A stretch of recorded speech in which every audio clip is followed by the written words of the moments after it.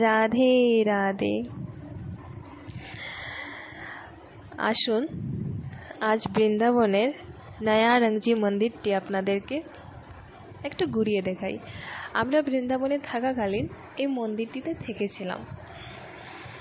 মন্দির যেহেতু, তবু সেখানে থাকার সুব্যবস্থা আছে। প্রথমে কিছু মন্দির আছে ছোট ছোট। আমরা এন্ট্রিতে একটা মন্দির পেয়েছিলাম, সেই মন্দিরটিতে পূজা করা হয়।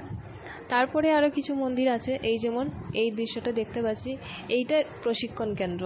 সিঁড়ি দিয়ে উপরে উঠে এটার ভিতরে প্রশিক্ষণ দেওয়া হয়, গুরুকুলের মতো, অনেকটাই গুরুকুলের মতো। এখানে শিষ্যরা থেকে শিক্ষা গ্রহণ করেন। তখন ছিল জুলাই মাস, প্রচন্ড গরম, মাথার ঘাম পায়ে পড়ছিল তখন আমার। আর ভিতরের দৃশ্যগুলো দেখুন, কি সুন্দর দৃশ্য।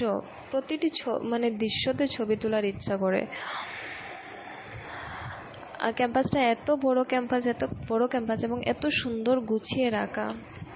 আমি চলতে চলতে ভিতর অবধি চলেই আসলাম। এই যে ভিতরে ক্যাম্পাসটা হচ্ছে ওয়েটিং এরিয়া।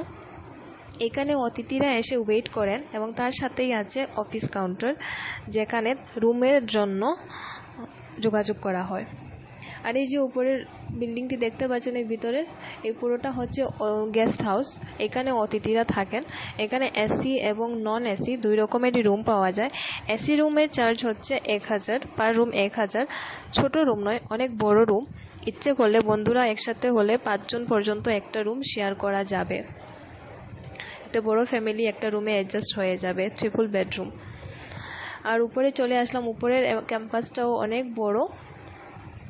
এখন আমরা রুমের ভিতরে যাই।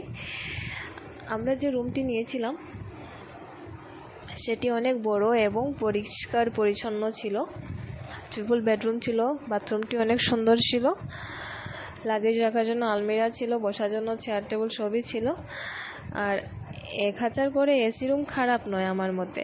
আপনারাও যদি বৃন্দাবনে আসেন, এখানে এসে আপনারা থাকতে পারেন।